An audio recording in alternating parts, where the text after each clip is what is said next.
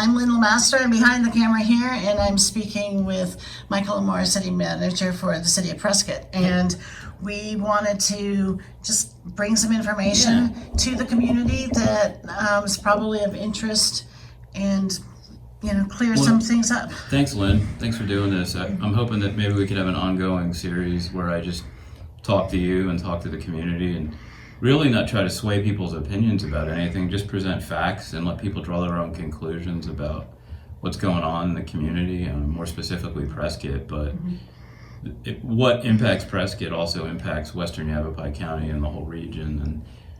And as I was saying to you before we put the camera on, that one of the things that really I think we need to get more information out to folks on is population growth and the growth and the interest in living in Western Yavapai and Arizona is dramatic. And it's something that, as much as we'd like to say we can control it, we don't control in-migration of people from other places in this country, California specifically, and we could talk a little bit more about California relocation soon. And I have some data about it, but I was sharing with you that my background, I've always grown up in very rapid growth states, whether it was Florida or Georgia. And one difference here I've seen versus those locations, and maybe it's just an East Coast mentality versus the open spaces of the West, is when you live in the Sun Belt, there's an inevitability people are going to move from cold climates or climates where the political climate might be cold, and fill in the blank with that. And we have a warm, pleasant climate politically and from a natural environment perspective, and people want to live here. I always use the example. I grew up around Daytona Beach, and there was about 15 municipalities in the county I grew up in, Volusia County. And over the course of my life, my hometown went from 8,000 people in the late 70s to about 68,000 people now. That's kind of growth rate that you see a lot in Arizona. You see it more in the valley maybe than you see it here, but that's what happened over the course of a 40-year period of time. We got a lot of people from New Jersey and New York, including my parents, moving from colder climates to the south. And each community in the Halifax area where I grew up grew a little different. Some people did it better. I think my hometown did it really well.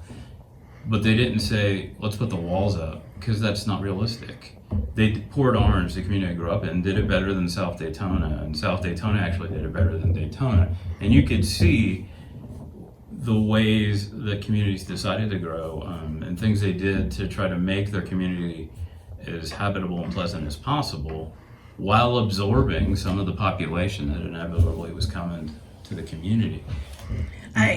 When I first started with what I'm doing, I interviewed a lady from Dewey, and she was a fifth generation resident of Dewey. So her family had been there forever, and she said when she was little and growing up, she would look in the hills and she'd think, I wish people lived here. I wish there were people for me to play with. I wish there were things to do. And she said, now I'm an adult and I look at all the houses and the hills and stuff, and I think, oh, I already got it. I got my wish. You're right, Lynn. And we can all long for days of yore where it was quiet and small. It's just not the way the world works. We live in a place that's very highly sought after.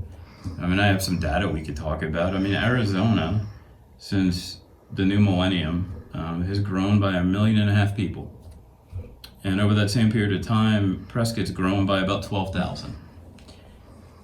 In my mind, us growing by 12,000 when 1.5 million people have relocated to this state, it's absorbable. It's okay. It's less than 1% of the whole growth of the state. Yeah. I don't know how you can make that any less or more manageable, because in my mind, that is a manageable amount. That's a 21-year period of time, 11,000 people. It's easy math. What is it, 500 people a year? 700 people a year? Yeah. When the state's grown at exponential rates, we've grown 104% since 1990. We've grown 75% since 1990. We're not outpacing the state of Arizona. In fact, we're a third lower. And some of our neighbors, and this isn't throwing off, they've just had different development patterns. Yeah. Since 1990, PV's grown 443%. That's significant. They've gone from a population of 8,800 people to a population of 48,000 people. We've gone from a population of 26,000 people to 46,000 people. That's since 1990, so we've gone over a 30-year period of time, we've grown by 20,000 folks.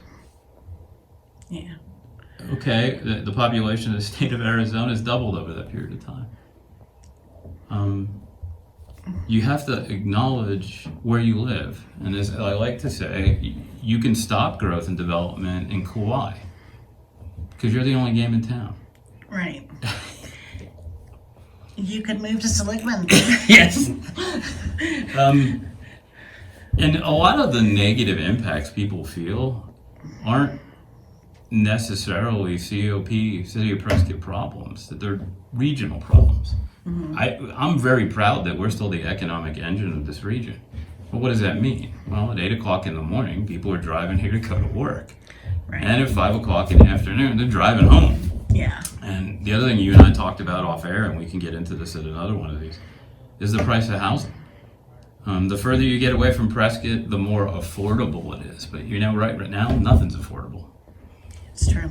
We've all been looking around at the real estate market, and my head spins about what the prices of homes are. But set all of that aside and go back to my initial premise.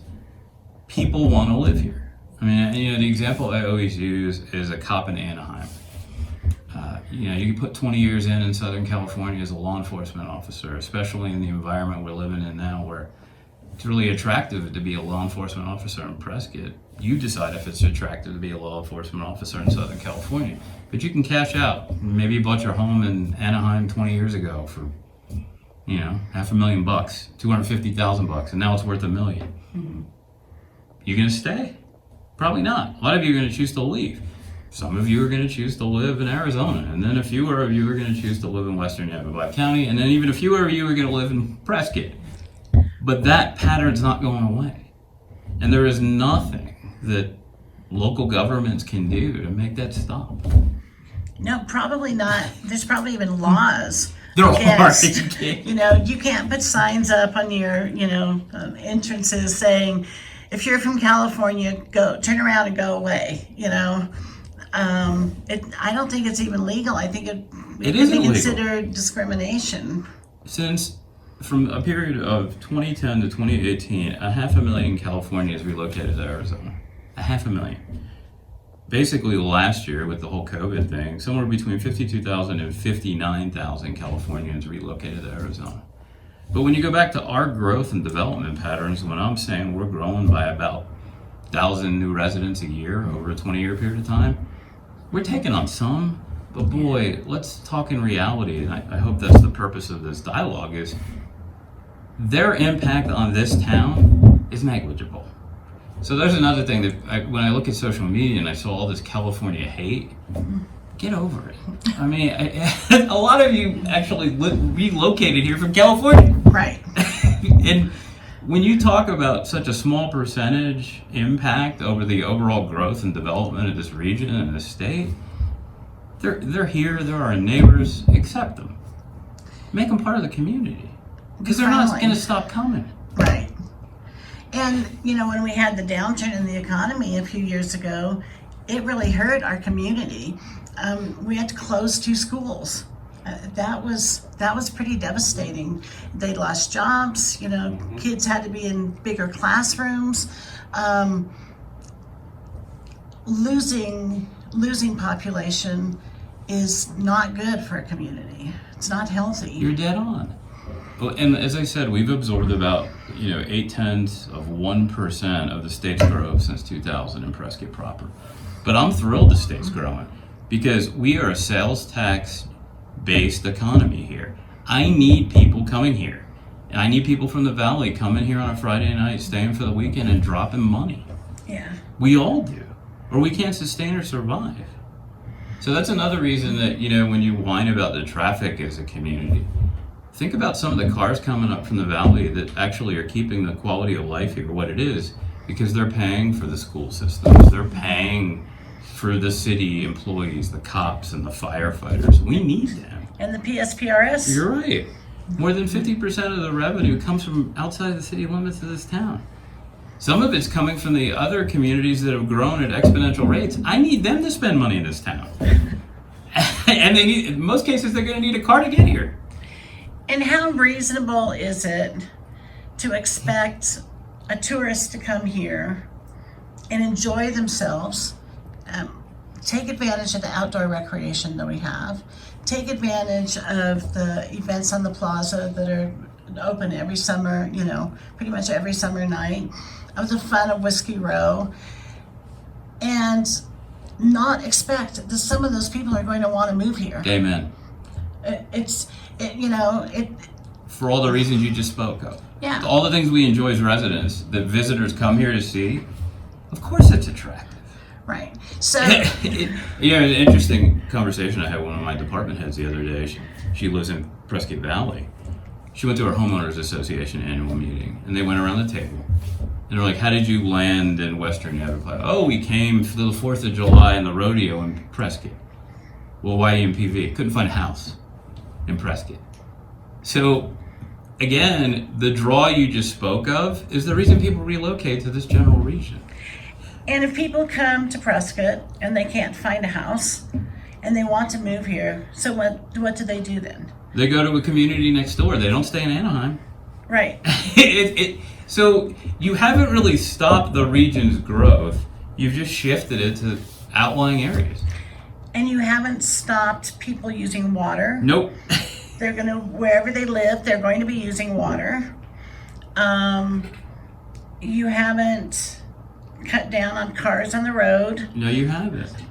Kids playing in parks. You can make the argument that you've made the sprawl worse.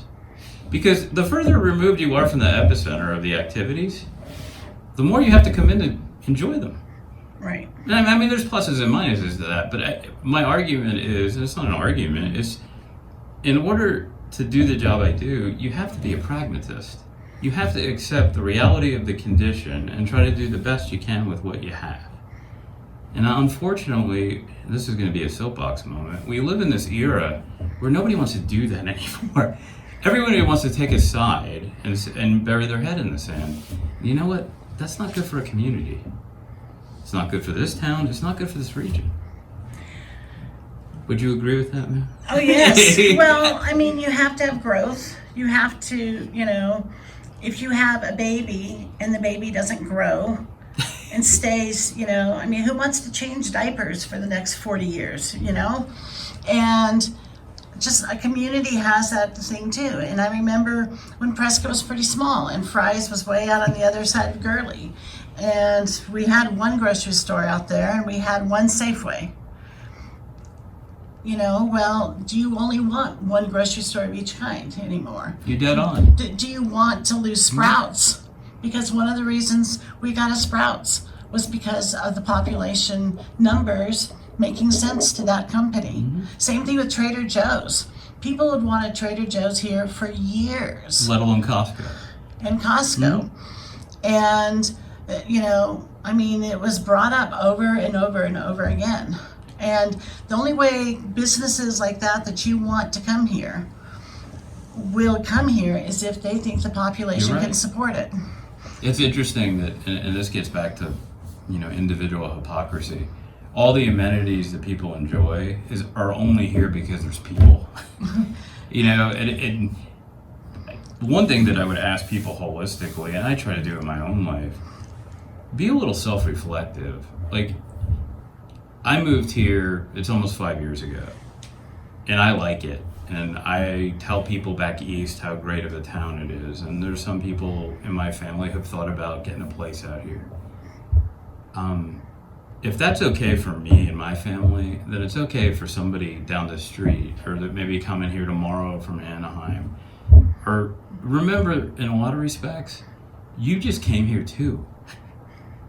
And, own your own life. Own the fact that you liked it in 2008. Why can't somebody else like it in 2021?